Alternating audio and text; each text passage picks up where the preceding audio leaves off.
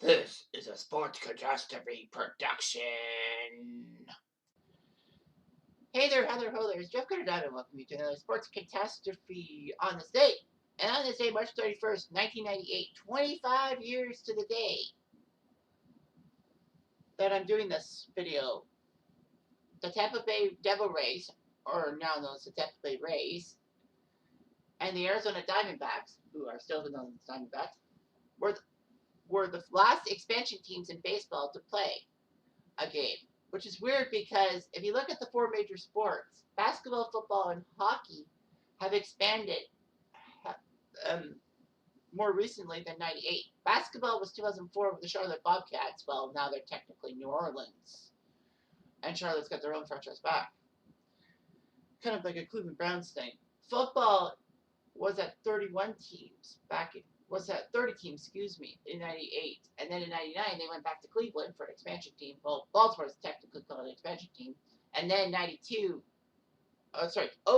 is when Houston got their football team back. And in hockey, we've had We've had many expansions since 98. 2000, there was an expansion with Columbus and Minnesota. And then Vegas came along in 2017, and then Seattle's come along. This is only their second season.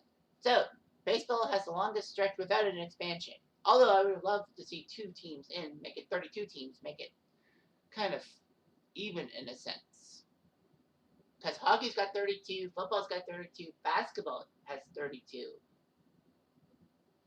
So, as is, Tampa Bay and Arizona play their first games. Now, they both sucked their first game in expansion team. Expansion teams usually don't do well in their first year.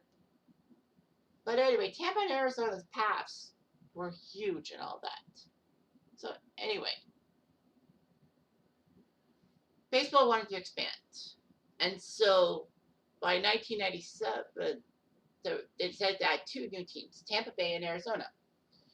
Baseball in Arizona was huge because, Arizona had the Cactus League, or basically half the baseball teams would play their spring training games in Arizona in lieu of Florida. So yeah, Arizona had some classic teams. The Phoenix Giants were pretty good back in the day when they bought a league team. And Arizona decided to build this cool 41,000-seat retractable roof stadium. You need to have a retractable roof stadium in the desert when temperatures are as high as 110 Fahrenheit on a normal day. The simple fact is that, Arizona was happy about this. They got a brand new ballpark. They were making moves and all that. And it looked pretty good. Tampa Bay would also get their own team. Tampa got hockey back in 92. They weren't an overnight success, but whatever. I mean, baseball. Tampa, for the longest time, were the big city where teams could potentially move. Seattle had a chance to move. The White Sox had a chance to move to Tampa. San Francisco almost went to Tampa. I forgot. I think there's at least one or two more teams that they're going to move to Tampa, move to Florida. Now, of course, this is pre-93, before the Marlins came into the league. But yeah. So, of course, the biggest story about Tampa getting a team was 1990 when they decided to build this brand new stadium to lure a baseball team in. The Tropicana Field, if you will, or what they call the Suncoast Dome. And the White Sox almost went to Tampa because they wanted a new stadium, and the state of Illinois would not give them one. Fortunately, though, the state of Illinois at the 11th hour, I guess, as you call it, decided to give them a stadium, and the White Sox could not move to Tampa. This was by 1990, and then that's when Comiskey Park 2 will be built, or Guaranteed Rate Field, as it's now known. But yeah, San Francisco also went to Tampa too. There were rumors that Bob Lurie was going to sell the team in 1992, and they were going to move the team to Tampa. And it would have been a crazy thing because, Tampa and Miami were both going to get franchises in 93. But a last-second deal with the new Giants owners meant that the Giants could sign Barry Bonds to a contract, and the Giants almost won the NL West in 93, missing by one game over the Braves. So Tampa would get their team. And the Suncoast Dome would actually be used for hockey Can you imagine a baseball stadium like that used for hockey? Not even the Sky Dome even had a hockey game. So anyway, there was an expansion draft for Tampa and Arizona. Florida's first pick, Tampa's first pick was Tony Saunders, a left-hander from the Marlins system. Unfortunately, Tony Saunders will be most remembered by baseball fans for having his left arm really snap while throwing a pitch. Brian Anderson, not the commentator, but Brian Anderson, a pitcher in the Cleveland organization, was signed by the Diamondbacks.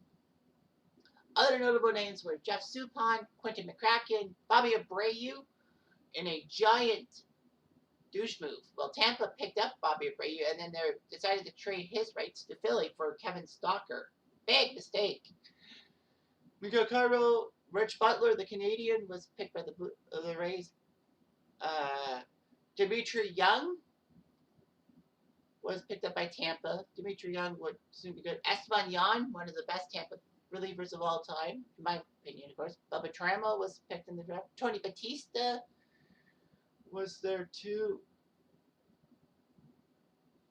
Omar Dahl, Jim Messier, Brian Breckar. Damian Miller was in that draft. Randy Wynn, Brooks Kieschnick, and it was pretty good. There were some big trades. Well, the Devil Rays actually traded after the draft. They traded for Kevin Stalker. The Devil Rays would then trade Andy Sheets to San Diego for John Flaherty. They traded Dimitri Young to Cincy for Mike Kelly. The Rays would purchase Fred McGriff from the Braves, which was shocking how the Braves would let McGriff go. But McGriff wanted to be closer to his Florida home. The Diamondbacks got Travis Fryman and Devon White in trades. So anyway, yeah. The Devil Rays intended to spend money and all that. They signed Jay Bell to a $34 million contract over 5 years, and then 2 weeks later they traded Travis Fryman, who they picked up from the Tigers. Well, they traded Joe Randa to the Tigers. They traded Fryman and another player to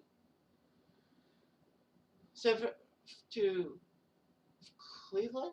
Stanford or Cleveland? I can't remember. For Matt Williams, and it worked out that well. So anyway, the Diamondbacks and the Devil Rays would play their first games. The Rays would lose to Detroit, Arizona to Cincy. Now, the two teams would take massive trajectories in opposite directions. The Diamondbacks somehow, in some way, won a trip to the National League playoffs in 1999 in their second season.